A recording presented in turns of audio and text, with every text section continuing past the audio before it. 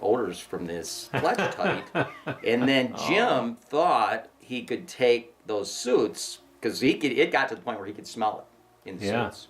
Wow. And customers were smelling the Fletchite in the suits. So he took them up to the laundromat to put them in a dryer, because that's how you regenerate activated carbon.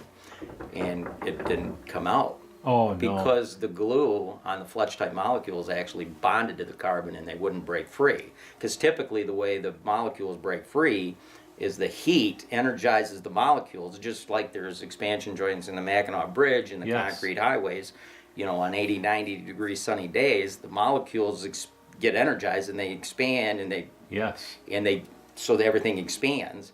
Well, when those molecules expand, a lot of them break free from the bond of the carbon and exit out the dryer. Just like, you know, Mackinac Bridge, it's got 8 feet expansion joints, because on 90 degree sunny days, if they didn't have those, all the steel would buckle on the bridge. Yes. So anyway, he thought that he would get all the odor molecules out of those suits, and he didn't. Oh. They wouldn't come out because they were bonded by the Either glue. he ate that or the company helped him out a little bit. He called the owner's scent lock, and the owner's scent lock swapped every suit out for him, and then Jim started. That's why he had to start carrying them in bags. Yeah, and it would seem no matter what, that'd be the proper way to store it to begin with. Yes, they're supposed to always be in airtight containers unless you're using them in the field. Okay. And they have to be recharged every 4 to 6 months.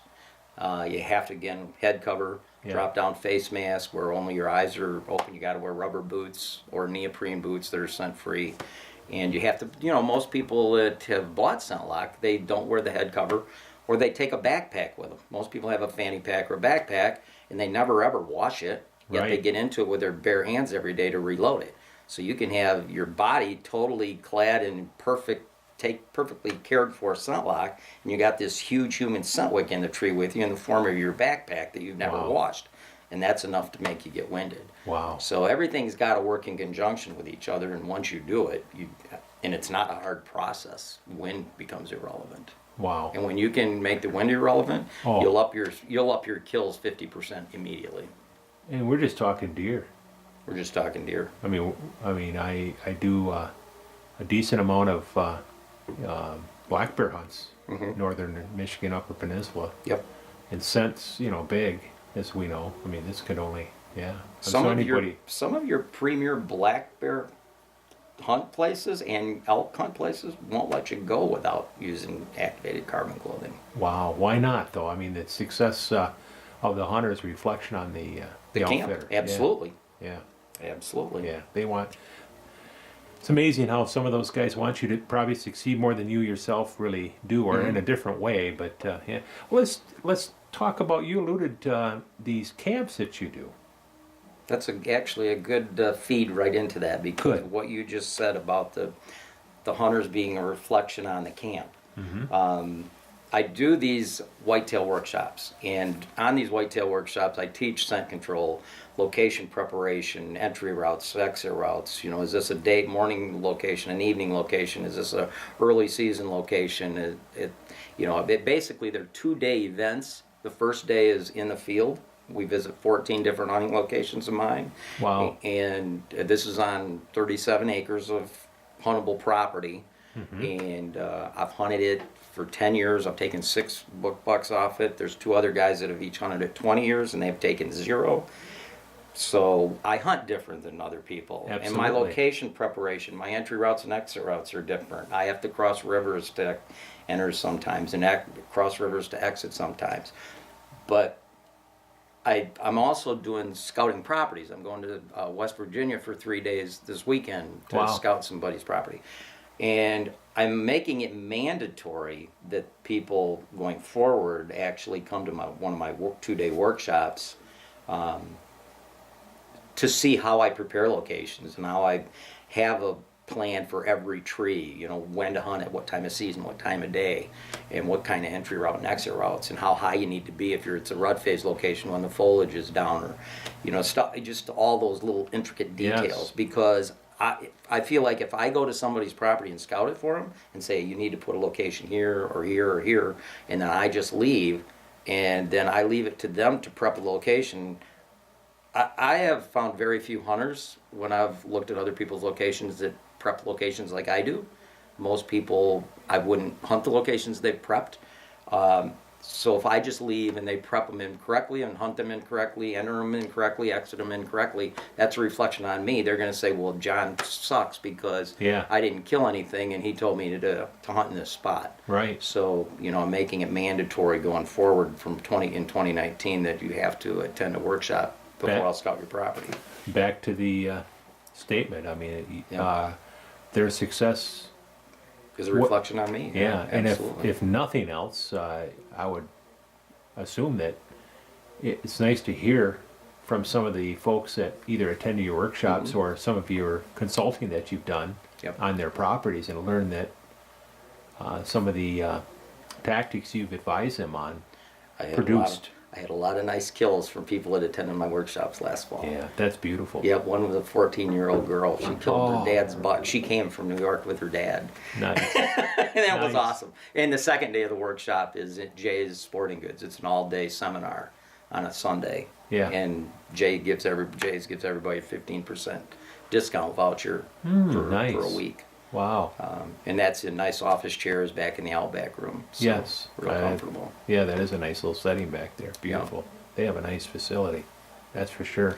So, I mean, we look at some, I mean, it's in not just hunting, but a lot of industries. People hold a lot of their information that they have garnered over a long period of time through trial and error, through educating themselves, have spent a lot of money as well, and they won't share that. And that might not be in the hunting. It might be, we'll say, a trapper, or it might be something like fishing. It might be something not in the recreation. But we look at hunting, a lot of hunters, great guys and gals, but they not real good about sharing information. They want to, it's like it's a, have to secret. Yeah, gal, if I tell you, I got to kill you. But I'm hearing quite the contrary from you. Not only are you doing seminars, but, I mean, here we are sitting, prepping for a podcast. Yeah, and the books I've written are all on, my goal has always been to make whoever wants to pay attention and do the work and put the work forth to do it, to make people more successful deer hunters. Wow, that's beautiful. I think it changes their lives. It changes how sporting goods, when they go in their local sporting goods store, how they interact with them. It changes how you interact with your family during deer season. I can remember back in the 70s, not physically, but getting in arguments, wanting to get in arguments with my wife so I could justify going hunting. I'm serious. Yes. I would get in an argument with, I'm going hunting, and that all changes. When you're successful, you just hunt smarter. I hunt probably 1/3 the amount of time I used to hunt 25 years ago, but I hunt a lot smarter. Yes. And I just am a lot easier to get along with because I know. And she'll say I know what's going to happen. She'll say this about you, that you're a lot easier to get along. No, I'm just yeah, I think she would. Yeah, absolutely. Well, you know what? It's funny. I think most hunters have a story, and a lot of them are year after year after year, about getting into an argument with their spouse over the same thing. And it's like Groundhog Day. Yeah. And that's neat that you shared that, because boy, I tell you what, I can relate to that one. I remember I'm going hunting. We had a little girl. You're already mad at me, so I'm going to leave. Yeah, what? Makes it easy now. I got an hour north of where we live, pulled in and discovered I left my quiver at home. Well, I was working third. Funny. Yeah, I was working third shift, so I took a nap in the van. Yeah. I wasn't going to tell her. She still doesn't know to this day. And I woke up and I looked at the clock and I thought, I don't know if I'm going to make it home, take a shower, and get to work on time.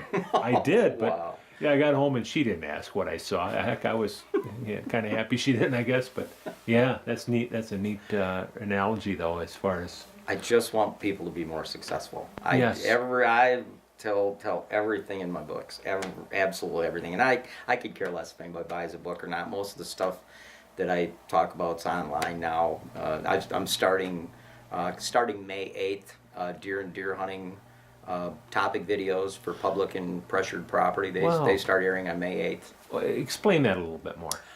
Deer and deer hunting got a hold of me last summer Okay. because I'm their go-to guy for public land and heavily pressured property. Perfect. And I've been writing for them for years, and Yep. a lot of other magazines as well. And they couldn't think of anybody else to do these topic videos than me. They've got a guy that does micromanaged topic videos. They want Okay. somebody to do blue collar stuff. Yes. So they got a hold of me, and it was kind of funny. They sent a videographer out here. They figured it was good. They needed 26 topic videos. That's going to be for a 6-month period, 26 videos. And they figured it was going to take 4 days of filming. So they were going to send him out, and we were going to do 2 full days of filming, and then come back in March and do 2 more full days of filming. So he came in December. We filmed 40 topic videos in a day and 2 hours. Oh my We goodness. were done at 10 a.m. on day 2. Wow. And the videographer said, and he's videoed lots of TV guys. Yes. He said, John, I've never videoed anybody that did topic videos before. They did them all in one take. Wow. He said, you did everything in one take. Most guys don't know their subject matter that well. They have to keep going back and looking at stuff. I was going to say, yeah. And he also said, and probably 50% of the topics you covered have never been touched on YouTube before. Oh my. So that, I mean, I did a lot of just blue collar, really important stuff when you're hunting heavily pressured land. Like Yeah. what type of flashlights for your entries, what type of boots, hand warmers, body warmers, difference between white oaks and red oaks, entry routes, exit routes, hunting in a harness. I'm a harness guy. Just a lot of different stuff that fits blue collar guys. Yeah, I mean, it made his job easier through the editing. Oh, big time. And that's such a huge thing. Yeah. I mean, I refer back to my son and kind of see what he does. That's his forte. And I mean, it's sometimes not just hours, days, Yeah. just to go Yeah. through some clips. Yeah, these are just straight through. Wow. No, we never had a break on any of them. But like you say, I mean, this has been a way of, not just a way of life, but it has been a way of life. And you've established a pattern of your behavior, we'll say. Yeah. And it was pretty easy, to remember what factually takes place, and When all you- you're doing is regurgitating. When you actually do it all the time, and I do seminars all over, the upper Midwest, and